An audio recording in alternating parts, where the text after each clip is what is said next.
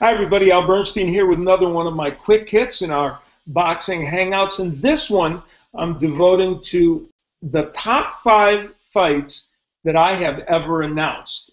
I compiled this list for my book, 30 Years, 30 Undeniable Truths, which is right here. And I'd never done the list, but as I said in this book, I said everybody's always after me to make lists. And so I finally put down the 5 most exciting or best fights that I have announced in my 35-year career. And Dan, it was a list that was painstaking in the making. I mean, that's crazy, Al. I'm trying to figure out. I mean, do you know how many fights, total number of fights you've actually done? There was once we tried to count them up, and when we did that, I took the ESPN shows in which we did often 4 or 5 fights, and we did those 40 sometimes a year for 15 years during that 18 years during that series, and then added on everything else, and it was thousands and thousands of fights. I have brain damage from doing all those fights, just announcing them. And doing this list was almost impossible, and in reality, it easily could be challenged by me or anyone else. But I had to come up with 5, so I did my best to dig in and figure it out. And so here we go with the list of the top 5 matches that I have ever announced. And I hope some of these are going to bring back memories to you and spawn some thoughts. The first one happened on October 10th, 2009. I did this on pay-per-view. It was the battle, a super bantamweight title match in which Juan Manuel Lopez defended his title against Rogers Matagua. Now, Matagua went in a big underdog, and it was the 5th title defense for Juan Manuel Lopez, who at that time was, remember, a huge draw in boxing and was a huge puncher and involved in exciting fights, sometimes a little too exciting. Well, in this battle, Rogers Matagua, a tough Philly scrapper who had given a pretty good fight to Yuriorkis Gamboa, got in the ring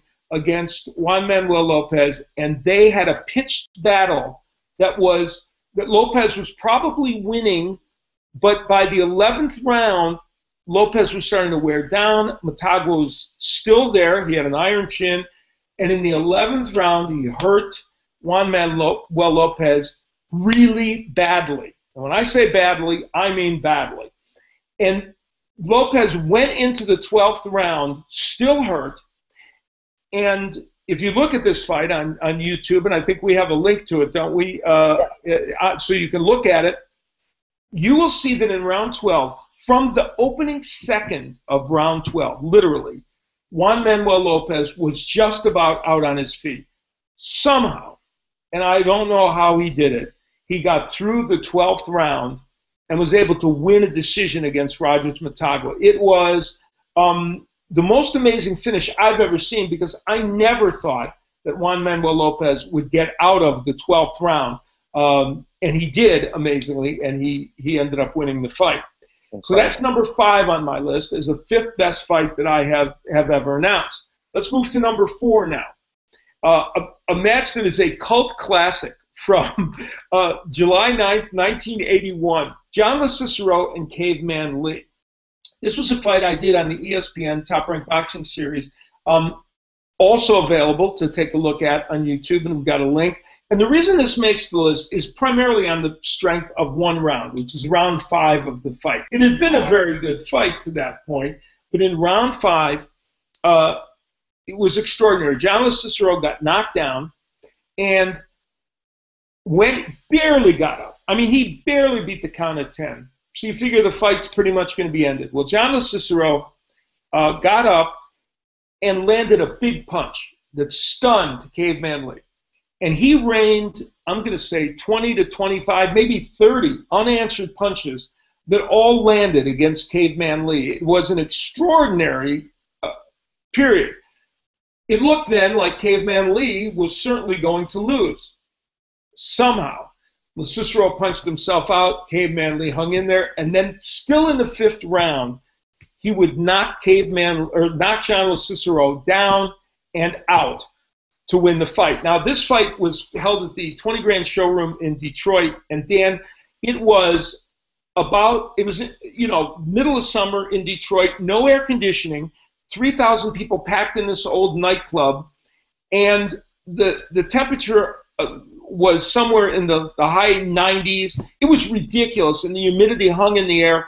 We could barely, as audience members and sitting at ringside, barely function. I don't know how these men fought, but they managed to get through it. And at my boxing party shows, my live boxing party shows, I always show the 5th round of this fight, and it never fails to get a huge reaction from the crowd. And I know you were not aware of this fight, Dan, but then you looked at it once you saw it on my list. Unreal fight, too, Al. I mean, I had never heard of Caveman Lee up until the point where I saw it on your list, and I'm sitting here, I'm watching this, I'm going, this is like a mini version of Foreman Lyle. Yeah, they were exactly. just wailing on each other. What a great battle that was. It was crazy. Yeah, smaller version of that exact fight. So it was extraordinary. That was number 4 on my list. Now we go to number 3, the 3rd best fight that I have ever announced. And I could have picked anyone from the first 3 at least. They fought 4 times, but the first 3 between Israel Vasquez and Rafael Marquez. And by the way, the photos there tell you everything you need to know about this fight. You see these 2 men before the fight, and you see them after the fight. It was one of 3 matches, of those first 3 matches. They had split 2 matches leading into this one, which was held in March of 2008 at the Home Depot Center, then called the Home Depot Center, now the StubHub Center. There were many celebrities there, the likes of Robert De Niro, Sylvester Stallone, all great Hollywood figures outdoors at that great venue. The place was full, and these 2 men put on an extraordinary display of boxing and courage. It ended up going 12 rounds, and it was a split decision win for Israel Vasquez. He would score a knockdown in the final rounds. It was the difference that Pat Russell called when Marquez went against the ropes, and it was the right call, I believe, for the knockdown, even though it was disputed by Rafael Marquez. And it was a split decision win for Israel Vasquez. Now, they had exchanged knockouts in those first 2 fights, and everyone thought this fight would end with a knockout. But while there were knockdowns in it, it went to full 12. It was a closely contested and, it had to be disputed decision in the sense that surely the Marquez people could have thought they won the fight. But I said during this fight, I think at about round 7 or 8, I said, I've never said this during a match, but honestly, it doesn't matter who wins this fight. And I really felt that. It didn't matter. I know it mattered to the fighters and to their fans, but at the end of the day, we were going to see the 3rd fight between these 2 great warriors in what was at that time one of the best trilogies, I think, in the history of boxing. And it ended up going Marquez's way. Fittingly, they fought a 4th time, and Rafael Marquez won that fight. Wasn't as glorious as the other 3, but it was appropriate in my mind because they ended up splitting 2-2, and that, to my way of thinking, was okay. And this particular match, I will never forget it. It was an extraordinary evening. Talk about extraordinary evenings. None, in terms of drama in my career, has ever matched number 2 on my list. When I say in terms of drama, I mean overall importance in drama in the sport of boxing. That, of course, Marvin Hagler and Tommy Hearns on tax day, April 15th, 1985. Now, on a personal note, this match was about 5 years, for me, 5 years into my career. I started in 1980, and this was in the era of the great pay-per-view matches of the 80s with the big 4, the 4 kings, Tommy Hearns, Marvin Hagler, Sugar Ray Leonard, and Roberto Duran. And for me, I had done one really major pay-per-view before this, Duran and Hagler. Then when I got a chance to do this fight, it was all eyes in the boxing world were on it, and I felt extraordinarily honored to be ringside for it. Well, needless to say, when the fight started, round 1 was one of the great rounds in middleweight history. It was an amazing round. Marvin Hagler, hurt right from the beginning by a big right hand, realized and told me later that I knew I had to make something important happen because that punch was one of the best punches I've ever been hit with. It's conceivable that was where Tommy Hearns hurt his right hand right from the get-go. But undaunted, both men went at it in round one, and it was an extraordinary round. By the time we hit round three, Marvin Hagler had several terrible cuts that could easily have stopped the fight. He knew in round three he had to try and stop Tommy Hearns, and that is precisely what he did to win this fight. I remember so vividly after that fight being in the ring to interview Marvin Hagler, looking at Tommy Hearns over in his corner and looking at this crowd and thinking to myself, this is a moment that's frozen in time and a special one for the sport of boxing. And it was just that. And Dan, things come full circle, don't they? And you and I were present for something pretty interesting. When I was inducted into the Boxing Hall of Fame a couple of years ago, Tommy Hearns also inducted that year. And we were all sitting in this little room, I believe at one of the elementary schools, getting ready for one of the activities. And an extraordinary thing happened. It was the day after the Pacquiao-Bradley fight with the very controversial decision that Bradley won. And tell the folks how three of the four kings reacted and what happened in that room. And I'll tell you again, Alan, I've told, every time I tell somebody this story, this is the greatest moment for me as a boxing fan I've ever had. It was amazing. So I was one of the few people, because the night before was the Night of Champions, big event for all of the inductees. And every morning we all go into the little Days Inn, which is right next to the shrine, to the Hall of Fame. And everybody goes in to have breakfast. But it's like an elementary school little room. It's a little tiny room. Yeah. And I walked in, and one of your co-inductees, Michael Katz, the great boxing writer, is sitting there. And he was one of the few people, he and I had both seen the Pacquiao-Bradley fight. And so we're sitting there talking about, how bad the judging was. And Marvin Hagler, well, let's start. Sugar Ray Leonard was already in the back. He had some fruit, and he was with his family. There was Mrs. Tommy Hearns' mom, and Tommy Hearns and Tommy Hearns' family. And Marvin Hagler walks in, and Michael Katz asked him, as soon as he walks in, he goes, "Hey, Marvelous, you ever seen a bad decision like that before?" Oh, my God. And we're in this little room, and immediately he looks over at Sugar Ray Leonard, and Leonard looks up, and he goes, "We can go now." And then Tommy Hearns goes, "No, I got him first." And then you hear these three incredible legends in this little room, and I'm going, this is history. Nobody's ever, And they're both reliving. Hagler's reliving his close loss to Sugar Ray Leonard, and Tommy Hearns is reliving the draw with Sugar Ray Leonard that was disputed. So, yes, they heard of a bad decision, didn't they? Or what they thought was bad. Exactly, and you remember what Tommy said when he was up on the when he gave his induction speech. He said that he would give it all up to have another shot at one more chance at Marvin Hagler. Wow. Amazing. Yeah, it was. I mean, the four kings are special. I wrote in my book that Gil Clancy said to me, who had seen everything in the 50s and the 60s and certainly before that in the 70s.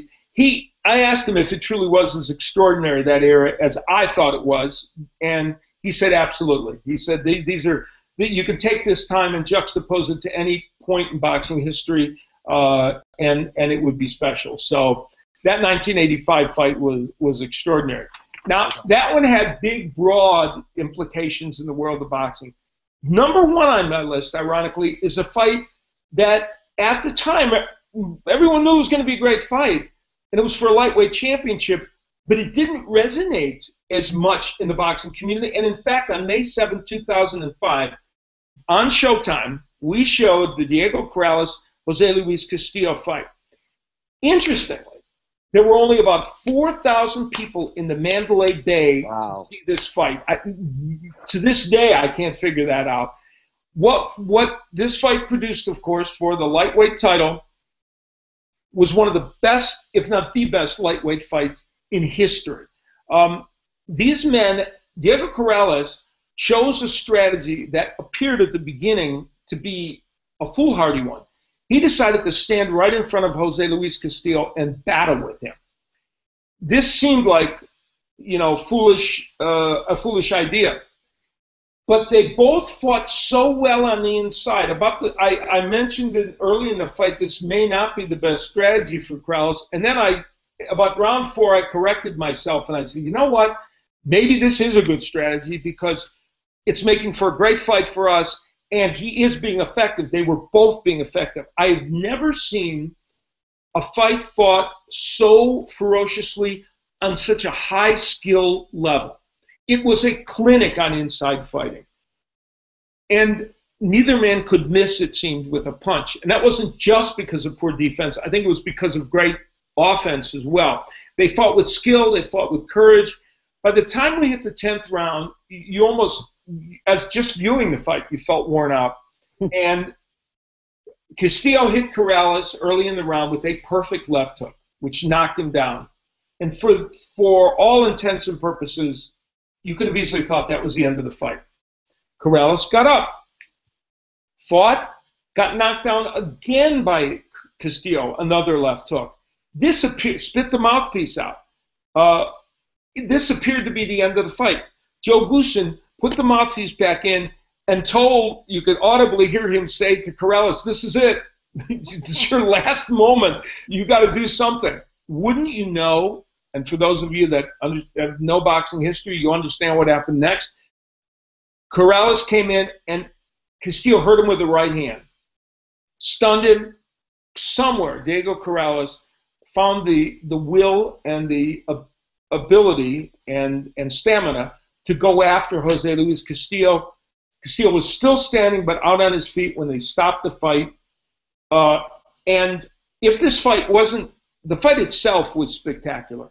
The drama at the end of it is what makes it number one on my list. I have never done a fight that was as exciting and skillfully fought. And I always say the reason this one gets to be number one, Dan, is it's kind of like Hagler-Hearns times 3 because it lasted so much longer than Hagler-Hearns. Of course, Diego Corrales no longer with us. Jose Luis Castillo just finishing his boxing career, we hope. He just lost to Ruslan Provodnikov. But this fight etched these two men in boxing history, in my opinion. They would fight again, and Castillo would win it. But this fight was extraordinary, and it made my list of top 5 right here in my book, 30 Years, 30 Undeniable Truths, and in a chapter in which I make a bunch of lists, but this list is the one that I think a lot of people talk about, and they were urging me to make, and so that's my top 5 picks. Now,